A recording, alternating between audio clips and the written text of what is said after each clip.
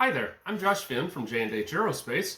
This is the build video for the 2025 Tornado version 3 helicopter for Science Olympiad Helicopters competition. This is the version with no vane up front. You can build any Tornado kit to this spec, so don't be concerned if you've got a prior version kit.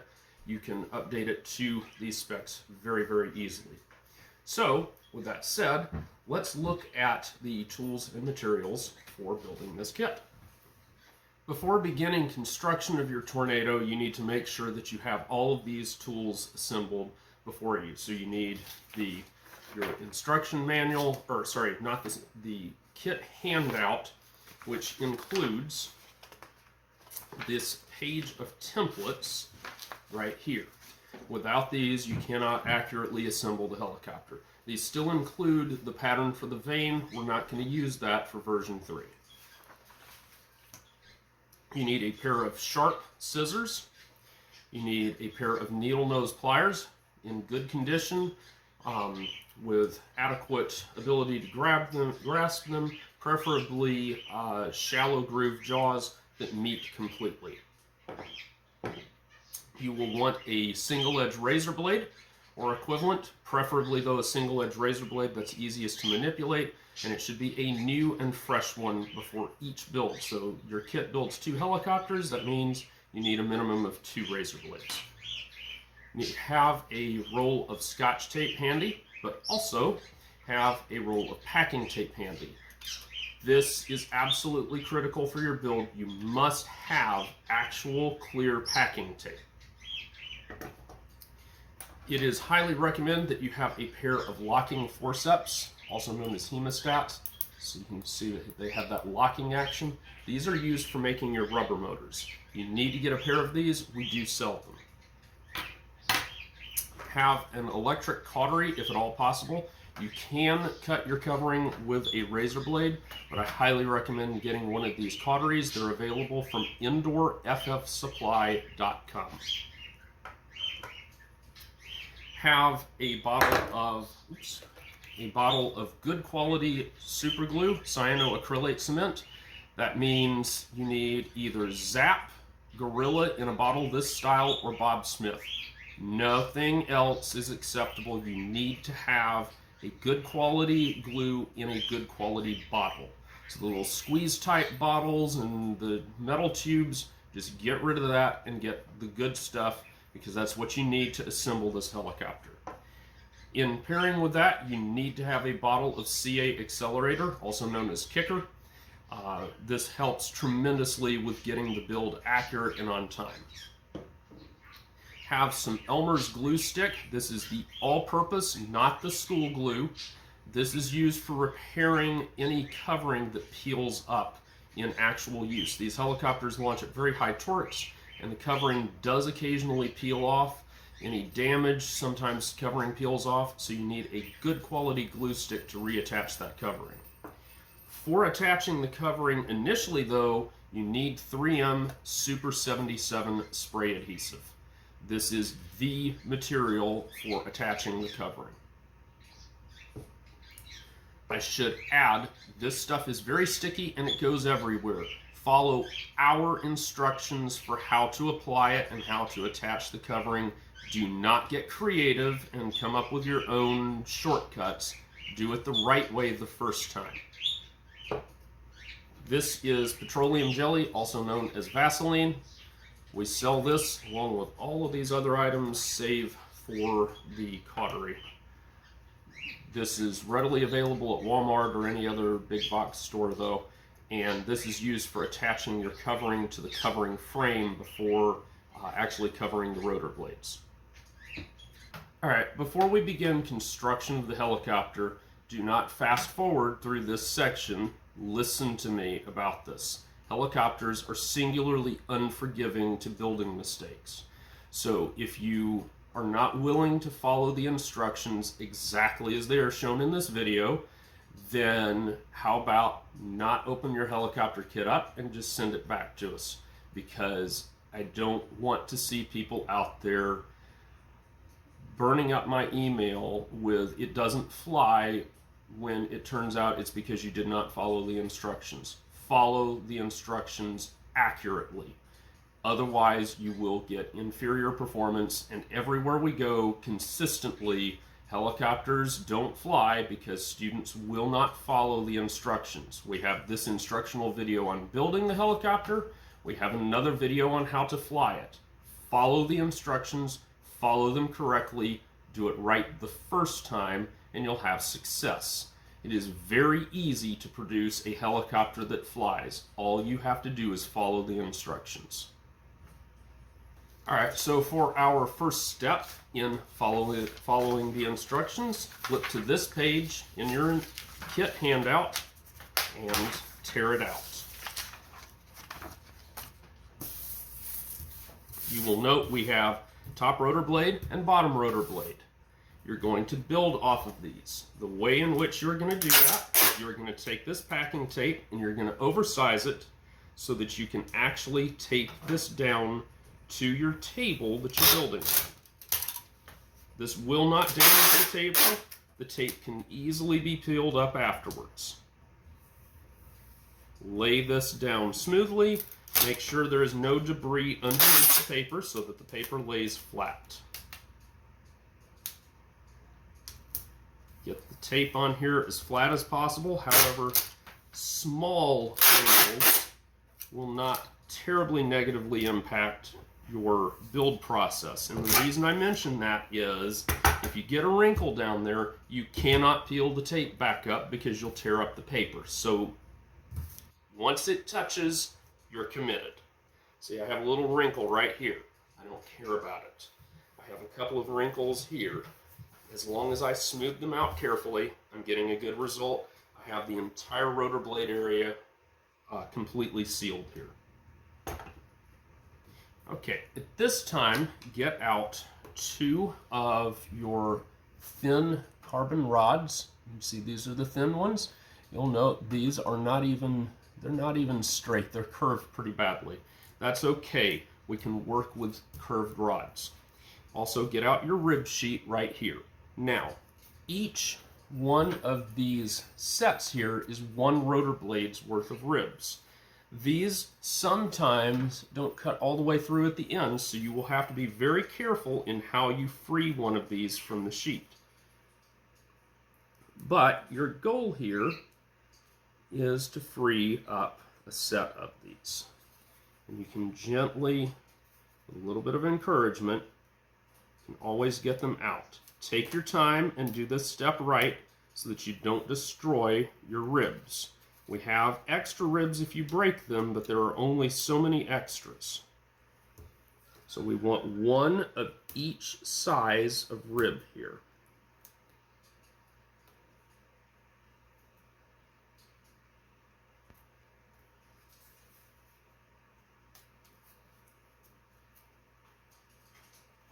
All right, so I have 2 sets of ribs here, one for this top rotor and one for this bottom rotor. Now you're going to need to make 2 of each of these, but what we're going to do is we're going to build them side by side so that we ensure that we get 2 bottom rotors and 2 top rotors. There is a little eyelet hole, right here. You will need to use a piece of carbon fiber to poke that to clear it free.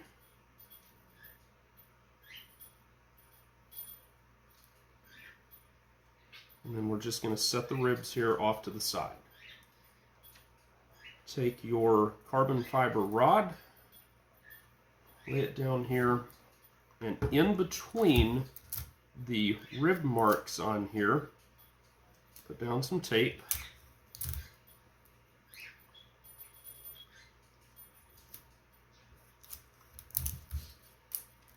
All the way out.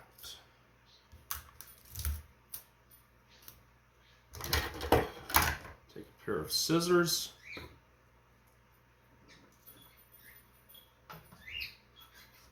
And snip that guy at the end. We're going to do the same thing over here on the other side.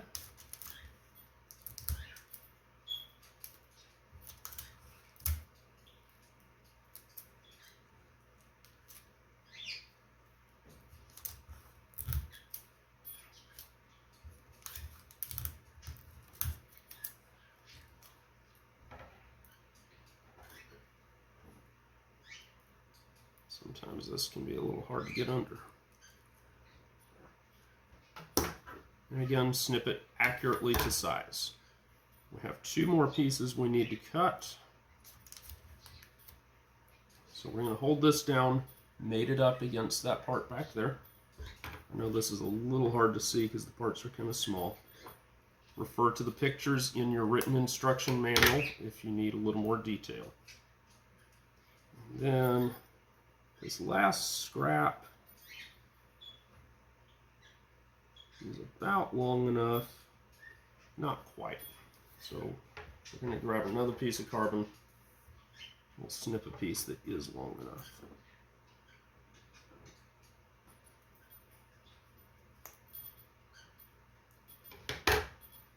And we can go ahead and tape those down as well.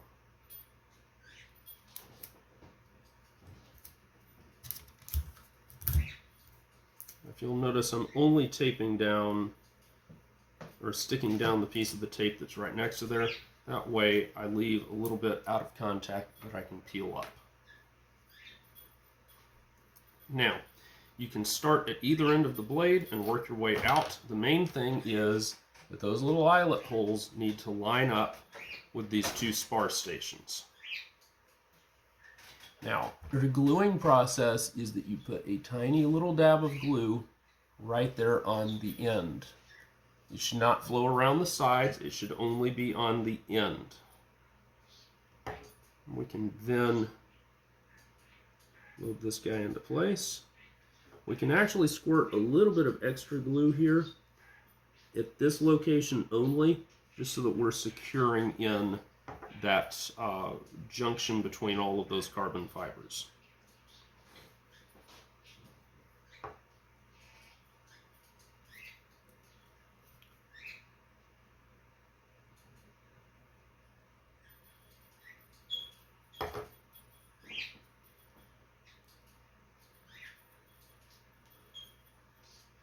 Got a little bit of a gap on this one, so I'm putting a little bit of extra glue in. We can scrape away the excess with a razor blade when it hardens.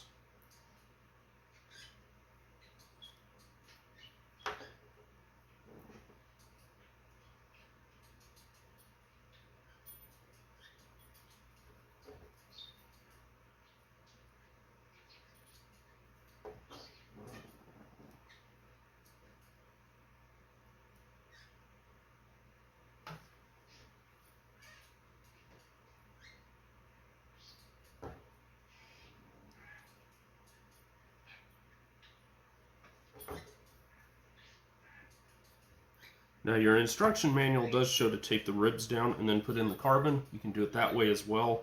I'm finding that on these latest versions that this is an easier method. Lastly, harden all of the glue using accelerator. And the last thing you want to do is cut out one of these gussets to fit in this area on that blade root. And then clean off the corner so that you have a nice clean corner to this piece. And then at that point, I like to actually poke this with the razor blade so that I can hold it kind of like that and put glue around here.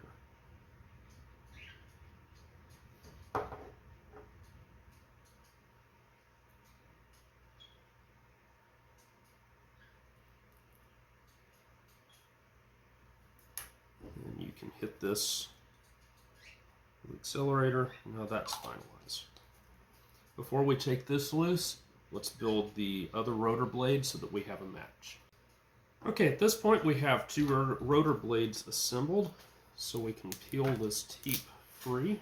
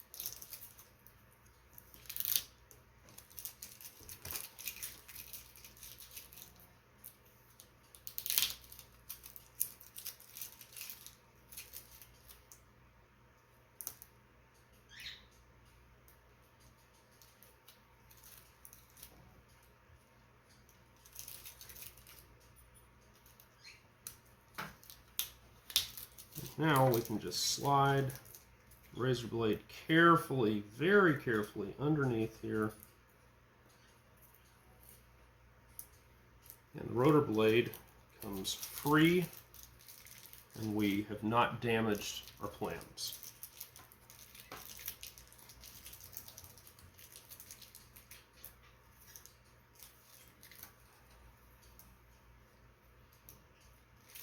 So now we have one bottom rotor blade and one top rotor blade.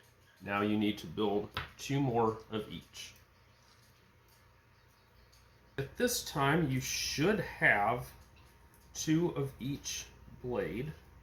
So these are both bottom rotors, and these are both top rotors. Now if you have any flashing from excess glue, like you can see a little bit right here, you can take a razor blade and carefully slice all of that off, and that'll get you a little bit better. This one also has a little, you can see right here. So take your time doing this. I'm going fairly quickly. Ideally you would set this down and just work at it slowly to remove all of that excess without, you know, breaking the joint or whatever. There's a little bit more out here and so on. So you just want to clean those up and whatnot. Now at this time we're going to set them all aside. So these are our top blades, these are our bottom blades. We're going to set them aside.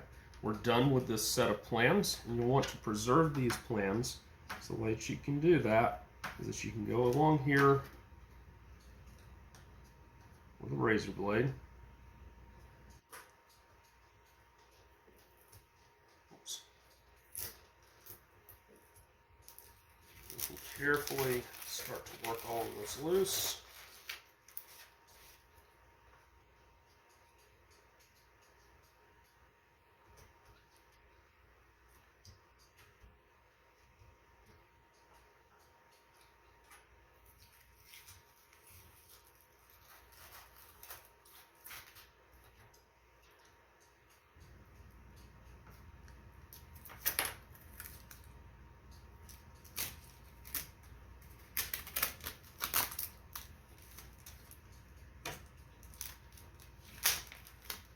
Now, our plans are off of the table and they're preserved. You can fold that over if you like, because you can always just tape it again. Just like that. And so now we're done.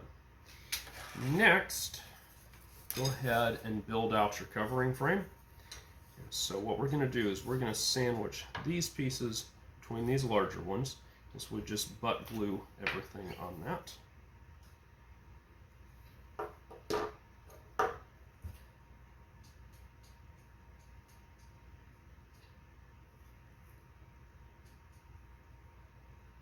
And this may require the use of your glue accelerator, so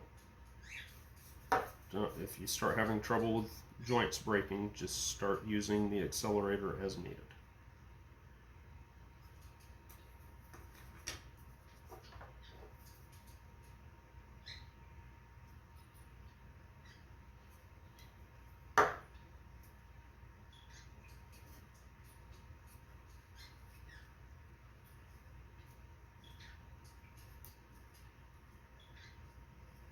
There's our covering frame. Now, to utilize the covering frame, what we are going to want to do is coat one side thoroughly with this petroleum jelly. So I use a paper towel so I don't get it all over my hands. And so I'm going to swipe this down here. I'm going to use a fairly heavy coat of this. Be careful to not get this all over everything, especially on your hands. If it gets on your hands, you're going to want to wash them. Do not leave a residue of this on your building surface, or it will impact the resulting aircraft that you get. So you want to be very careful. And you're going to notice I'm keeping this off the table throughout this entire operation because I am not going to set this covering frame on the table, at least not for the time being.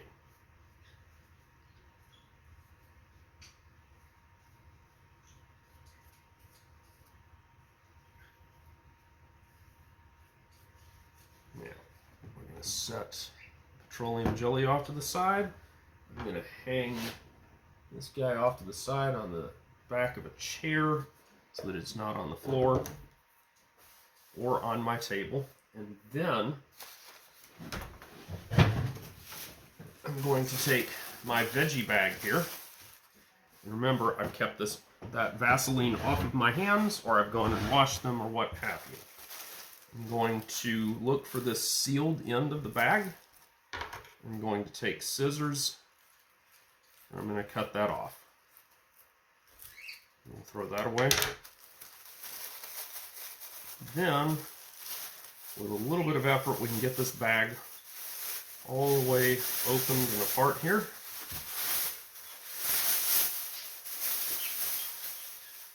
And now I'm going to snip lengthwise down the bag.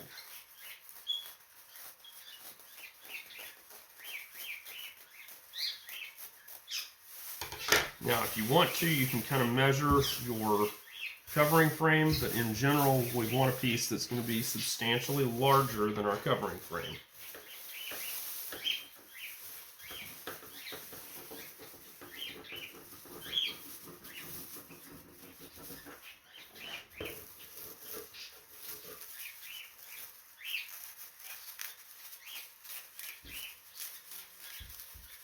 Now, save your excess here for a later build. It is okay to wad it up.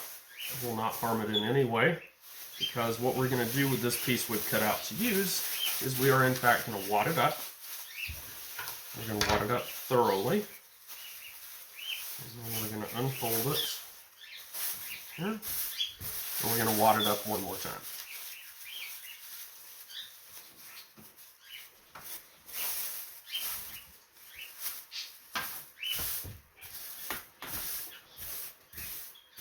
Flatten this out,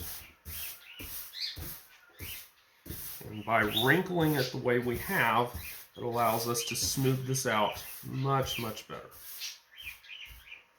Now we can take our covering frame, and if you remember, we put the Vaseline on one side of it. We're going to turn that side down, and we're going to lay this onto the covering without moving it around a lot. We're just going to carefully press it down.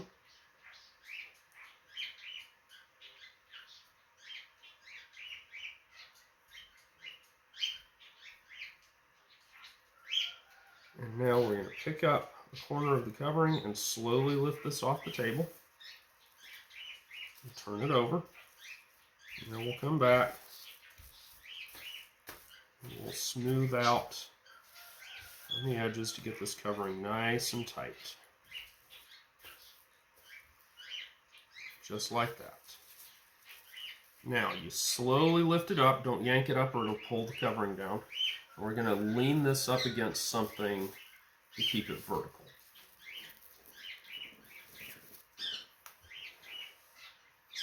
For our next step, we need a can of 3M Super 77, and we're going to go outside. Do not do this inside unless you have a spray booth. Do not lay your parts down on cardboard. Do this the way that I show it. Do not change from the way that I show how to use this. I'm showing you the correct way to do it, and you have to trust me. It is possible to cover your parts two at a time. The way that you can do, or to spray them two at a time. The way you can do that is by grasping them here at the middle. Take your can of spray adhesive, shake it thoroughly, and now what we're going to do is, holding it about this distance away, we're going to spray on here.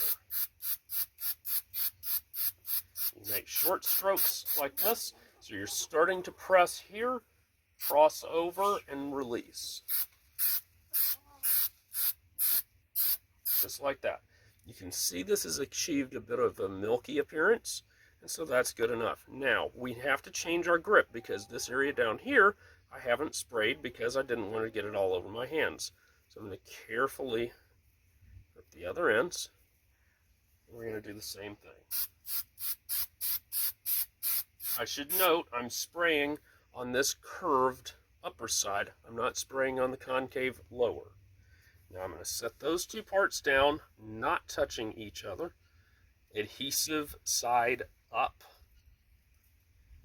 And I'm going to repeat the same process just so that you can see it a second time.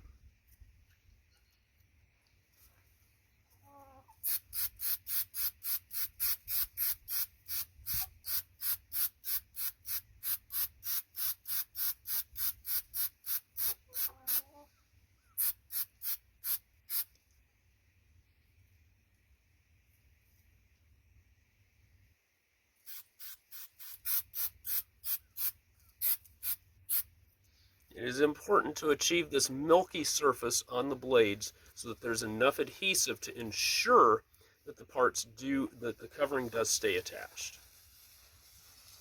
All right, so we're going to lay these down very carefully, not tearing them up with our fingers or whatever. So just take your time. If you get stuck to it, carefully, gently pull it loose. Instead of jerking it loose, if you just slowly apply tension until it releases, you can get these to come off of you without damaging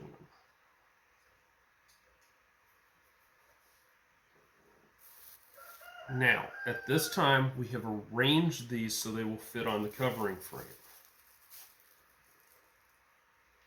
What we're going to do is covering side down, so you can see the coverings on this side of the frame. We're simply going to slowly lower this in place.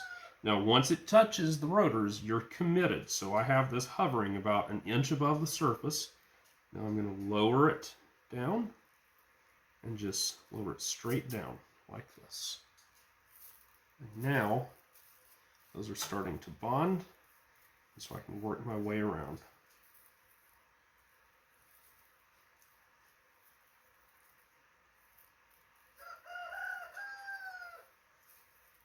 And so I'm using a finger to press the covering down all the way around, and then I'm just gently gliding my finger over the ribs because I don't want to press them down and risk breaking them.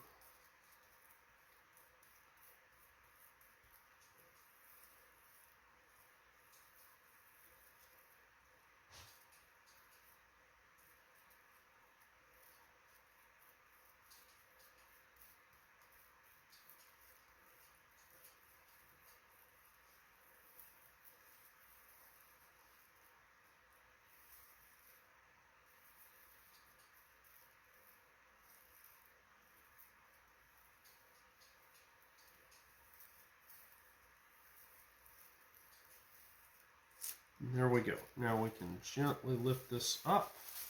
We have all of those attached.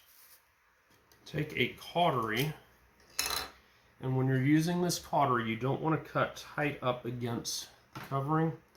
I'm going to try to do this. You want to do this on a flat surface. What I'm going to show here is that we want to go out a little ways. You can see I'm leaving just a little bit of excess. And that excess you can wrap around the side.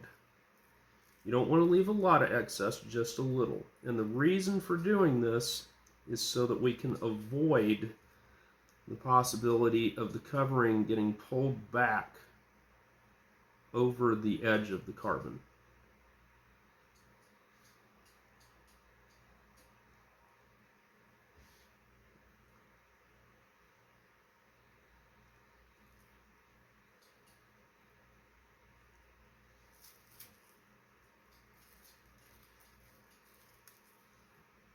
You can see we have just this little bit of excess going around there.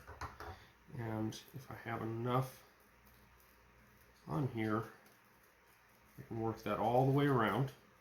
Now I don't want any excess on this tip. So I'm going to come back and I'm going to clean the tip up, because I need that as a gluing surface when I'm done. The other place you don't want any excess is right here at this blade root, because that's also going to be a gluing surface.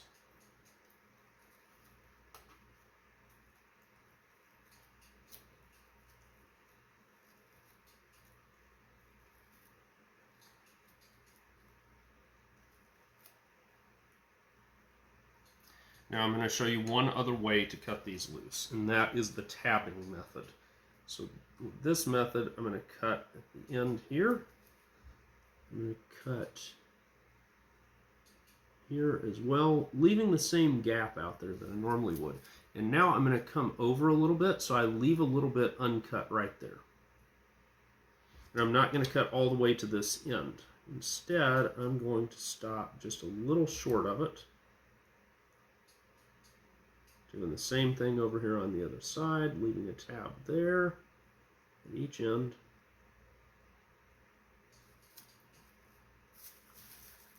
So as you can see, it's still in the frame by these tabs at those corners. That allows you to have this thing still tensioned and not flopping around until you've just got the little tabs left, and so you have better control.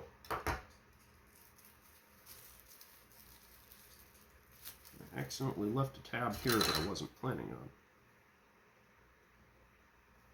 on. And here again, we just wrap it all under.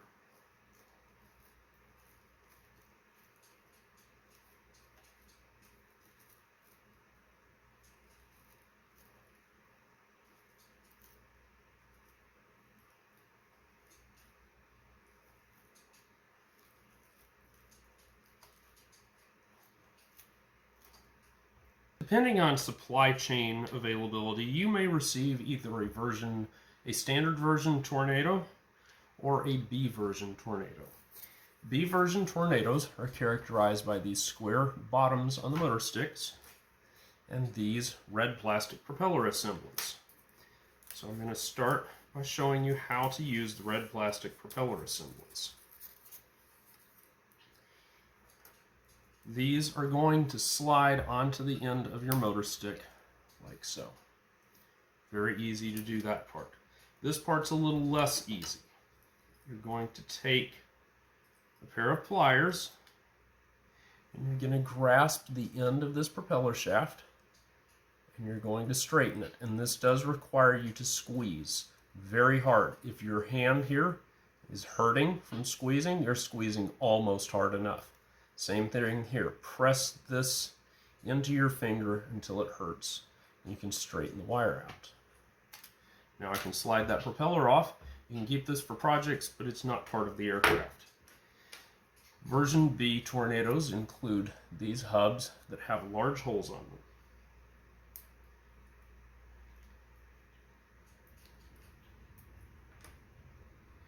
If you slide this hub onto this assembly, it's going to rub against that bearing and it's not going to perform well. So we need something to reduce that friction. This friction problem is solved using these Teflon washers. So we can remove 3 Teflon washers out of our parts sheet. And we can then poke these through onto this propeller shaft. So you can see I have 3 of them on here. We slide these in place. Then we slide our hub back on, just like that. So I've got the Teflon washers inside there. Now I'm going to take the end of this prop shaft, go a little bit past where I bent it, and I'm going to grasp it very, very hard. I'm going to slide everything back, and then I'm going to press this against my thumb. And if it's digging into your thumb and it hurts really bad, you're pressing about hard enough.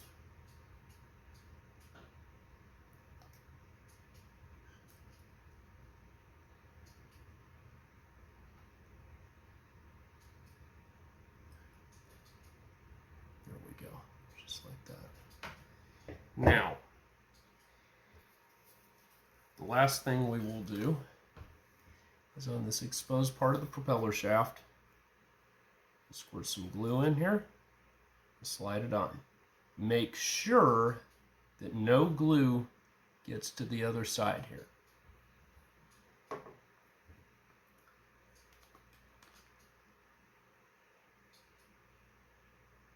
Now we're going to hit that with accelerator on both sides to ensure that no glue gets back here. Just like that. And so now we have a low friction surface. Most likely the kit that you have received for the Tornado is instead a version, well, just a standard version. Could be 1, 2, or 3. But it's a standard version with this curved bottom and the regular setup at the top. We are going to start by taking 2 of these little spacer pieces out of our parts sheet. With the fork ends of these facing this direction, so we're going to set them on in this orientation right here. We're going to glue those in place, flush with this end, if not sticking out slightly.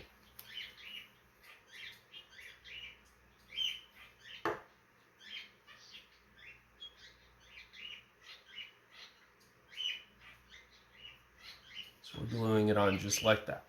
Now we'll put a second layer of glue up here.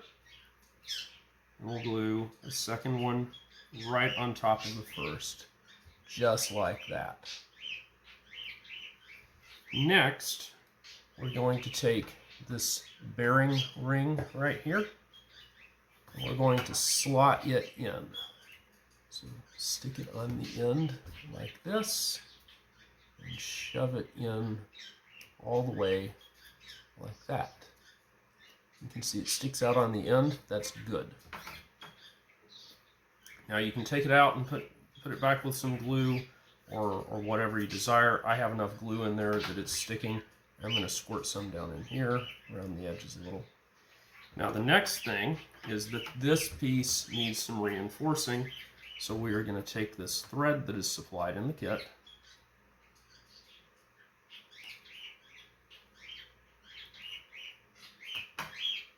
and we're going to kind of dip the end of it into some of the glue here, and then we make 4 or 5 good wraps onto this assembly here, like so. Hold that taut and smear CA glue into all of that.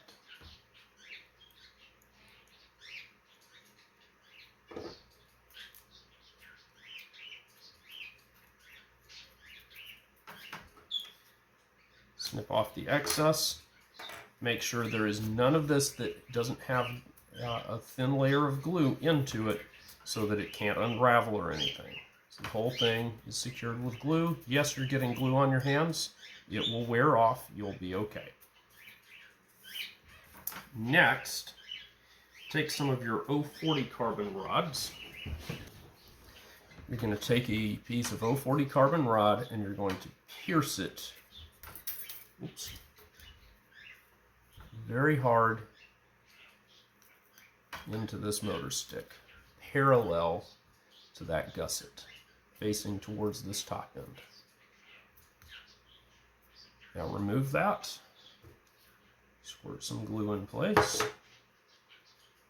and stick it back. We follow the same procedure again.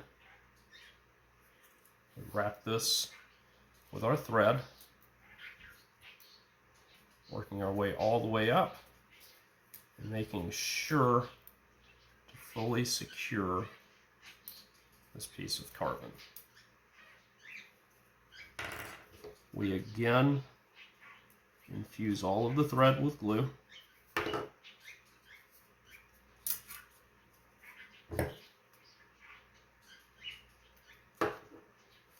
Just like that.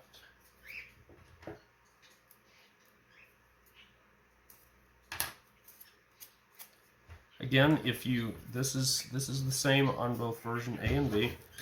We're going to snip free, so we have about a ½ an inch sticking out. Now, if you have a version A assembly, you're going to have this unit. This plastic hub is not part of the assembly, so we're not going to use it. We are going to take pliers, and again, we're going to straighten the end and remove that. We come back, making sure not to lose the little bead. We're going to take one of our hubs, and sometimes these don't fit in so well, so I'm going to show you how to deal with it. Also, I just lost my bead.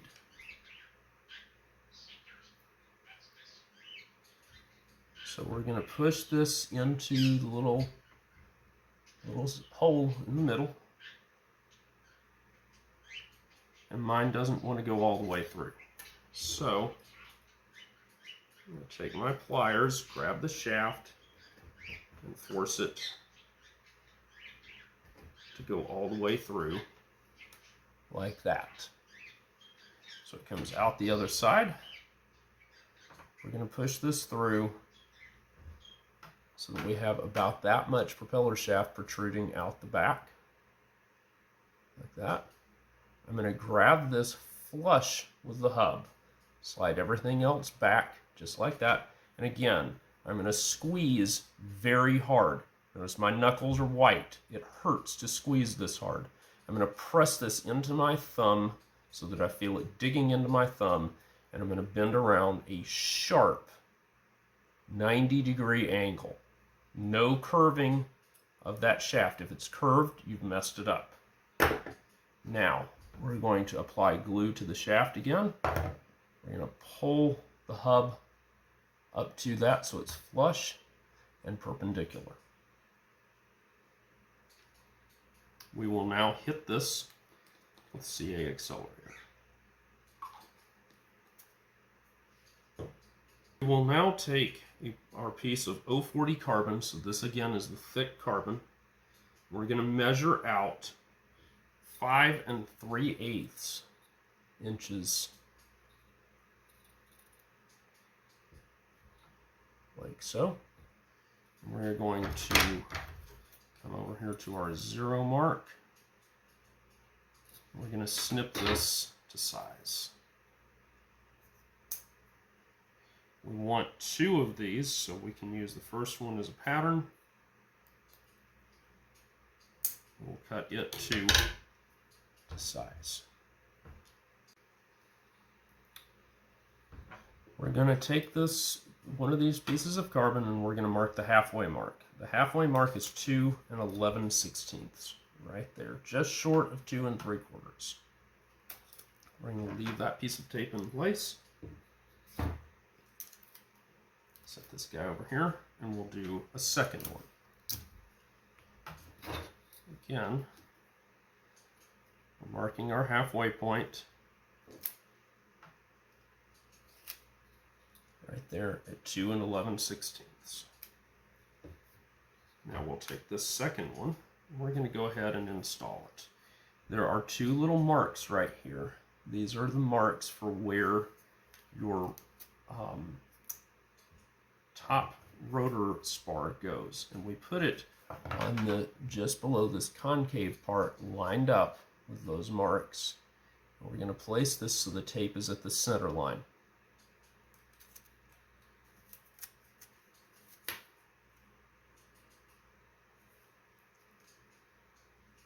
We want this piece,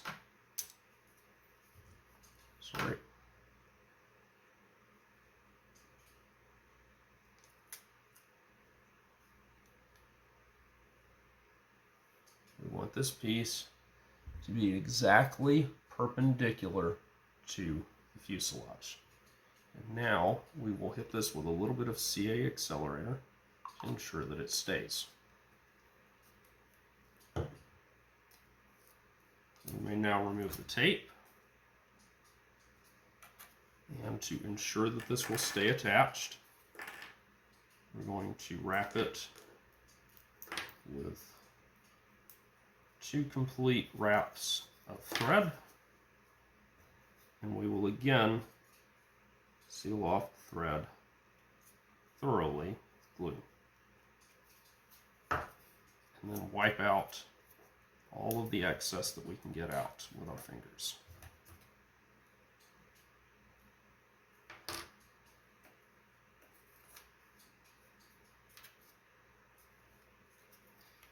Take 2 gussets out of this sheet, and we're going to glue them as braces on here.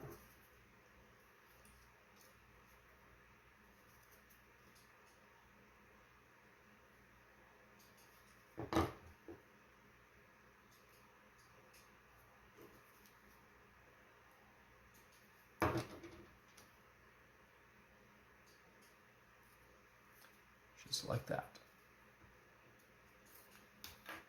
For your bottom end, we do the same procedure on this exposed part of the hub. I'm going to lay this down, the spar down, so that tape lines up with that midpoint on the hub. I can now take the tape loose. I'm going to wrap thread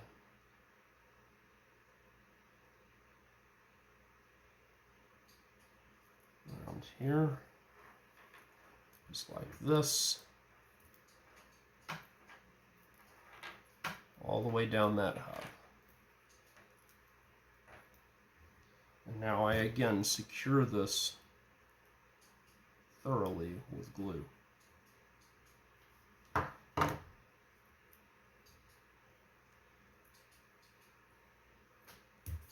I want to be careful not to get any glue back here into my shaft and bearing assembly.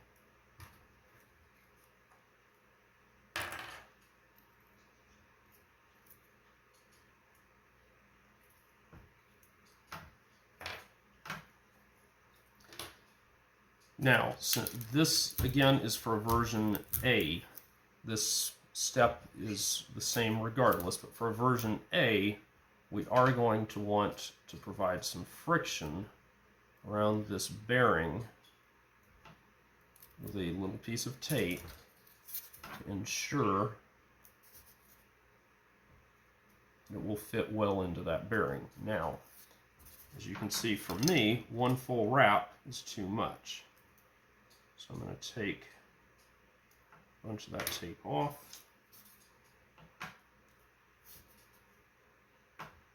Now it fits in very nicely, like so.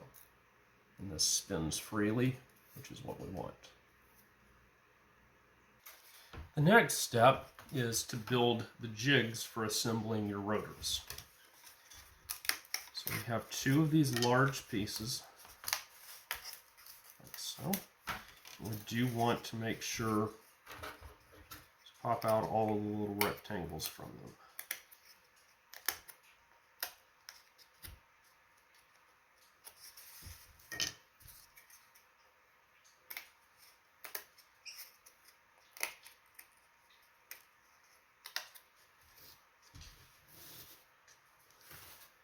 Now, these are numbered, and so you'll want to pay attention to the numbering on all of these parts. We're going to go ahead and carefully remove our rotor masts, and you may have to use a razor blade to help with doing this.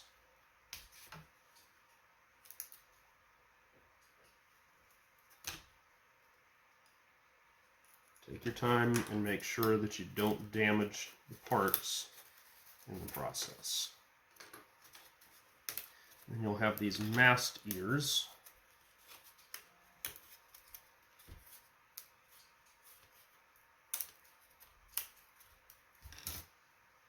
You'll need to remove as well.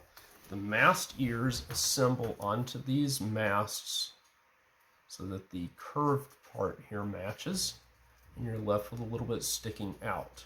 These are going to be clasps for your fuselage.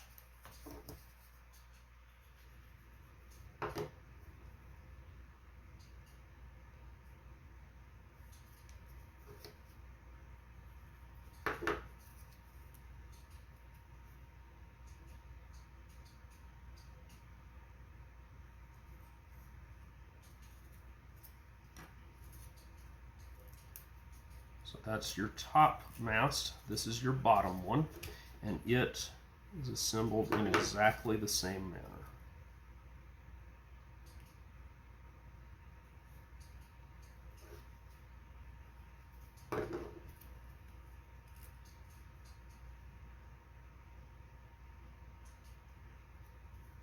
So as you can now see, we have these, and they form little slots here, just like this.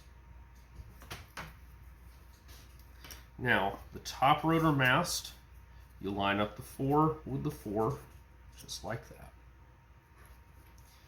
Lettering goes up. So we don't want to be assembling on the bottom here that doesn't have any lettering.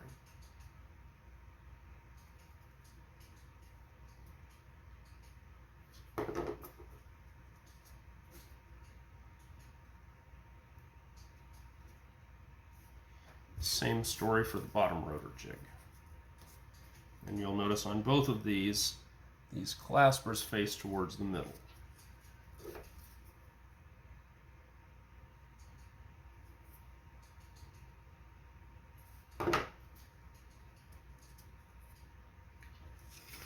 So you end up like that. Next, we want to free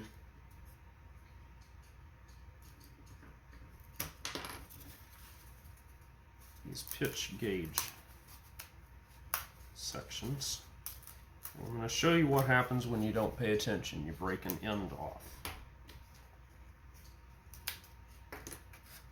So as you can see, I broke an end off. It can be put back on. Take your time to get it on neatly and correctly.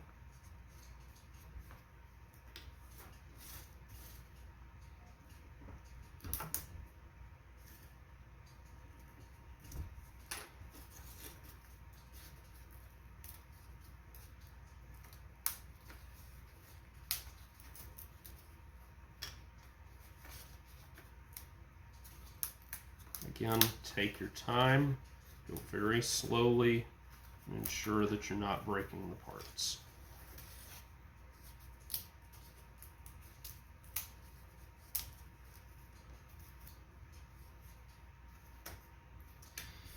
So these parts that are labeled top rotor, number 2, you line the 2 up with the 2.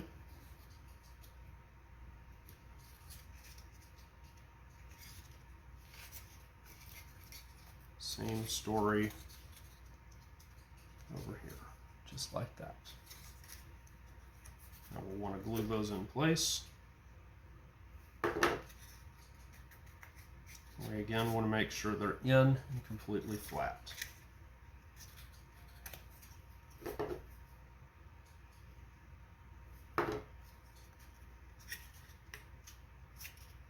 So again, we have the 2 lining up with the 2, 2 lining up with the 2.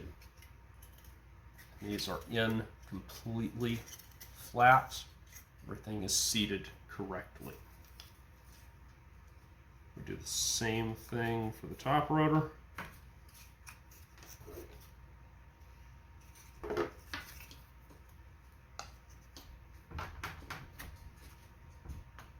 we're again making sure that it's fully in place.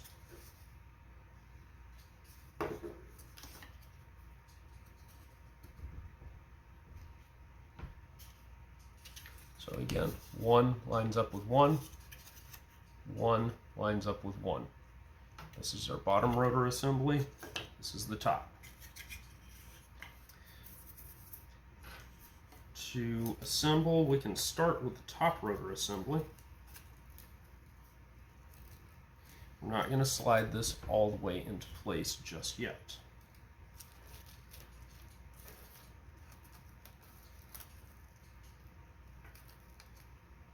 So we find a top rotor. We're going to carefully slide this propeller spar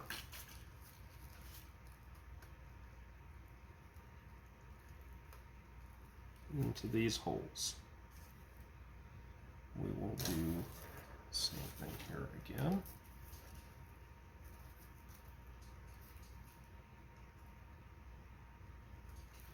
And if you notice, I'm rocking this back and forth a little bit. Get it to slide in. Just take your time and don't break the parts. Now at this point, I'm going to slide this all the way down like so. We're going to line up the spar with that last rib. Get this all in place.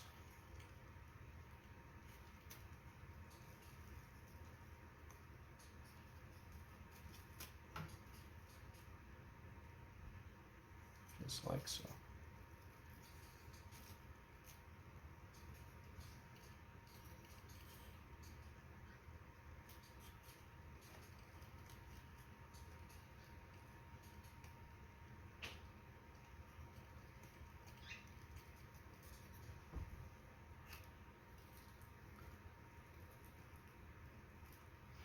Now with these fully seated, we can squirt a dab of glue on each side of that rib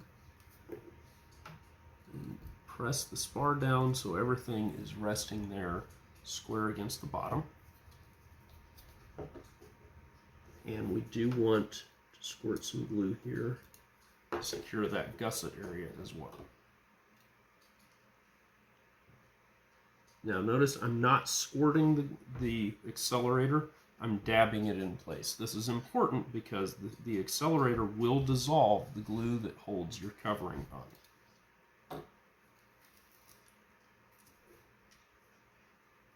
Again, getting this fully seated.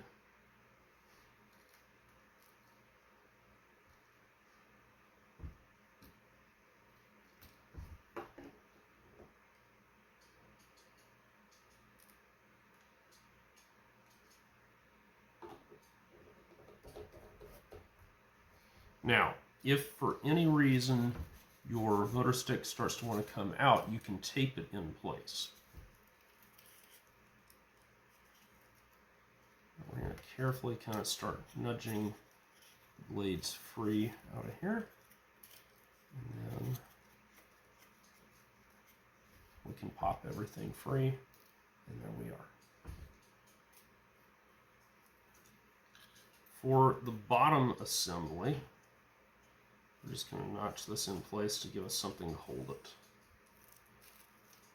These go covering side up. So the other ones went covering side down. These go covering side up. You may even wish to do this freehand.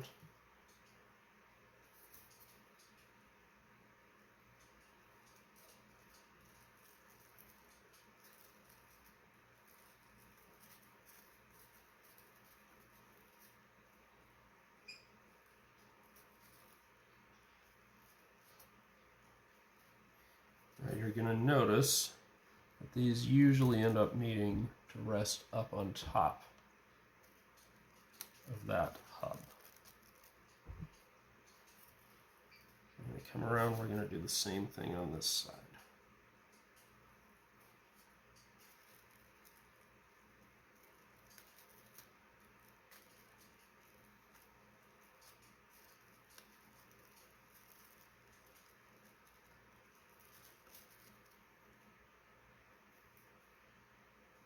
We'll lower this into place. It's going to fit a little tightly with the thread binding. Carefully rest this over here. Now I want to show you something. This one is pretty close. You can see with this side resting in here, sometimes I don't get perfect alignment on the other side, so I have this one sticking up a little bit. So what we're going to do is we're going to glue this side, and then we'll pop this one kind of loose and rotate over to take care of this one.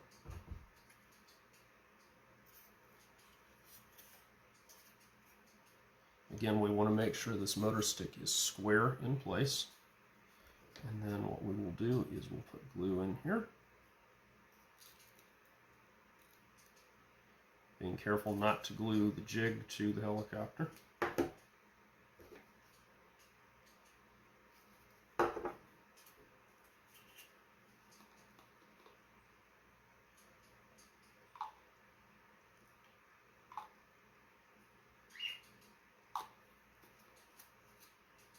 So with that one secure, we're going to pop it loose.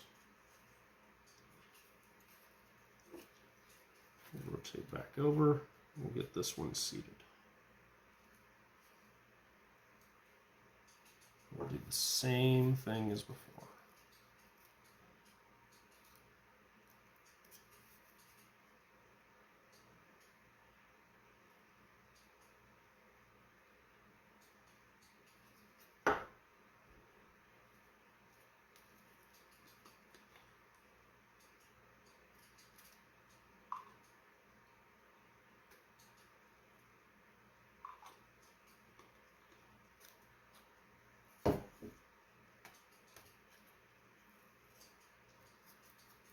So there we go. In order to provide better stabilization to your helicopter, we put little rotor tips on the rotors.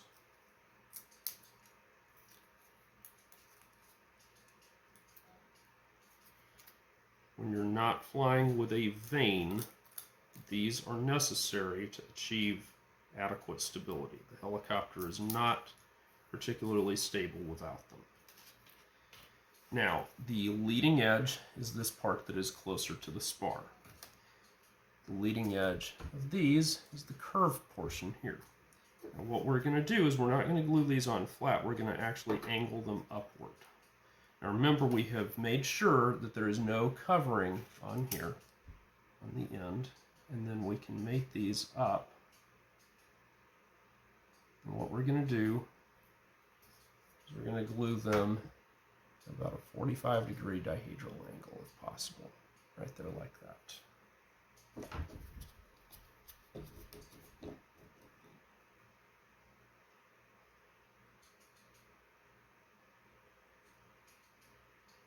And there you go. The final step in assembling your Tornado is to make a mast for it. So we're going to cut a 2 1/4 inch long stick of carbon here, actually about 2 3/8.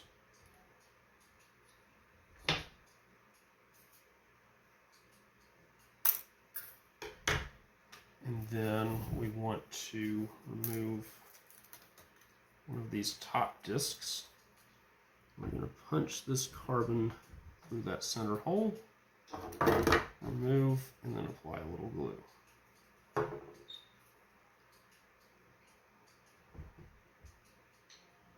Get that as perpendicular as you can, just like that.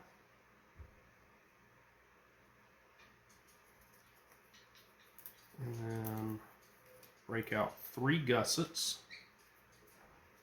And we're going to put them in a radial pattern. And the purpose of this is to keep the cap from breaking off in flight, because these do hit the ceiling kind of hard sometimes.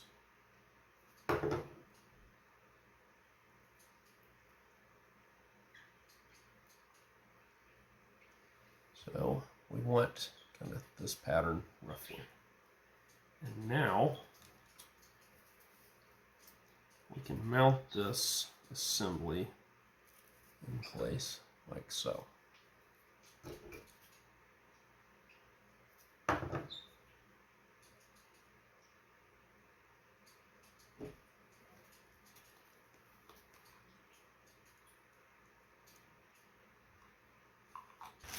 All right, to make rubber motors for this aircraft, I like to start out with a 10-inch loop of 1/8.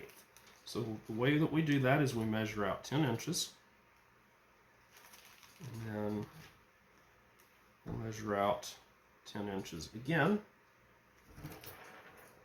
We'll cut that to size. Now once you have this strand of rubber, you're going to want to put 2 O-rings on it. These little guys. These won't fit on necessarily very well, so what I like to do is snip kind of a angle here on the one. And that allows me to thread these through. This does mean you may want to cut your rubber about 1/4 inch over length, because what you're going to want to do to facilitate tying is you do need to then go back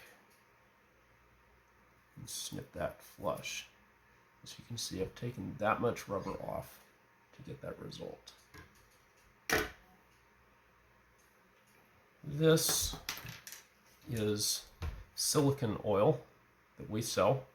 You can also get shock oil, silicone shock oil for RC cars, or Armor All, or something of that nature.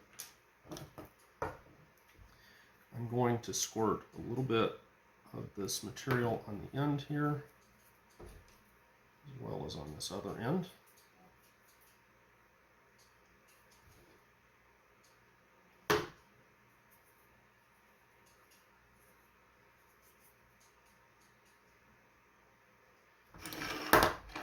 Now, I'm going to grasp this with my forceps. You see how little I have sticking out, because I don't want to leave any excess. I'm going to tie a granny knot here, just like that. See?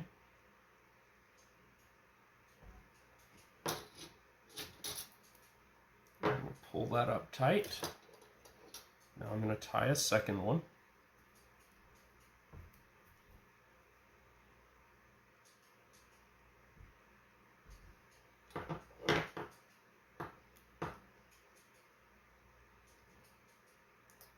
Then I'm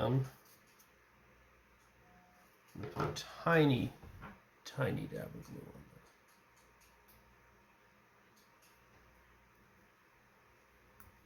See how little's left? Our final step is we want to squirt some more lubricant on here and rub it in really well to the rubber. The rubber should be slimy. You want it to be thoroughly lubricated with the silicone so it slides over itself without chafing. And every time you go to wind the rubber up, you should check. And if it's not very slimy, you should put more lubricant on it, because the lubricant does get washed off.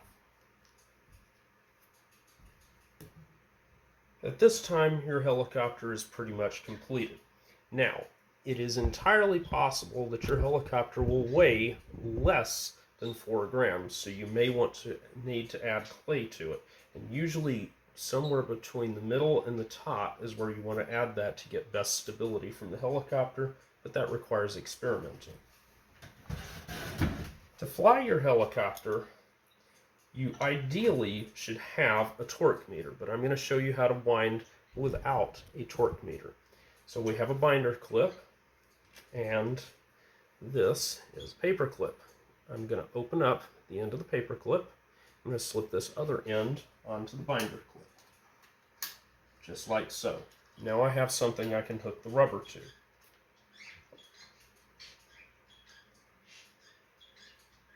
I'm going to separate the O-rings apart. I'm going to put this O-ring up next to the knot, but not exactly on it. And I will then slip that O-ring on like so. I'm going to scooch the chair over a little bit. I can load this other end. And remember, this has been lubricated with silicone oil, and it is currently slimy. I can now slip that O-ring onto my winder. I'm going to ideally stretch this, whatever this distance is, 10 inches in this case, stretch this out a total of at least 40 inches. Now we're going to wind less than that for the sake of our demonstration here. But I should have a minimum of about 2 rows of knots in here on this piece of rubber. Now at this time, I'm going to disconnect this end from the winder. I always load from this shaft end. I do not start up here. This is how you break helicopters. So load from the shaft end. And once I have grasped on here, I grasp onto the O-ring so it can't slip off this little shaft. I can then slip the other end free. And I can slide it easily onto the top hook. And now I check to make sure I'm secure down here. All right, I'm going to hold the helicopter from the bottom, let go, and up it goes and latches onto the ceiling just like that. We can see a little bit of wobble, maybe a little misalignment of the top cap, but nothing major.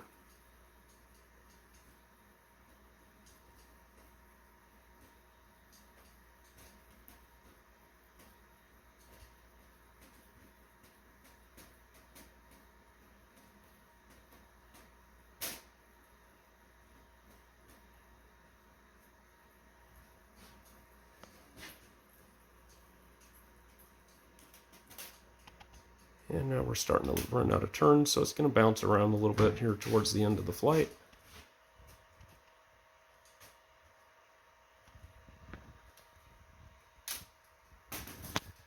As you can see here, I don't have a lot of turns left, so that would mean that this rubber motor is suboptimal to your best results. You want to land with these knots filling about 3/4 of the rubber motor for best results, or just a smidge more.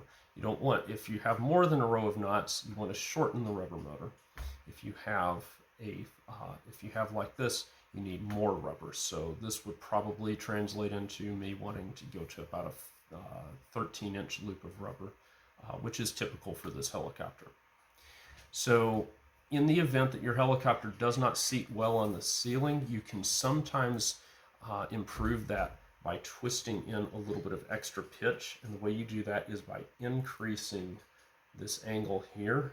And you'll do that, you'll actually have to crack the carbon here and twist that and re-glue it. Be very careful doing that. You have to match it to both sides. And one approach to how to deal with that is to actually put this thing back in this bottom jig and shim up the front while holding down the back, so that you can use that as a gauge to get that angle exact on both blades. I hope you've enjoyed this video on building the the Tornado, and that you've learned something from it. If you want to know the secrets of maximizing the performance of this rubber motor, we have Indoor Flight University, which has videos on detailed, good quality construction, a little bit of rotor and propeller theory for both fixed wing and helicopters, which will help you better understand how these behave. And most importantly, we have detailed videos on how to wind rubber to maximize the performance that you get out of it. So please check that out on our website, and please enjoy the Tornado, and we'll see you around. Hi, I'm Josh Finn. This is Hope. We are J&H Aerospace. If you like this video, hit the like button. Also, how about subscribe to our channel and check out jhaerospace.com for new free flight products and all of the tooling that you'll need to build them. Thanks for watching.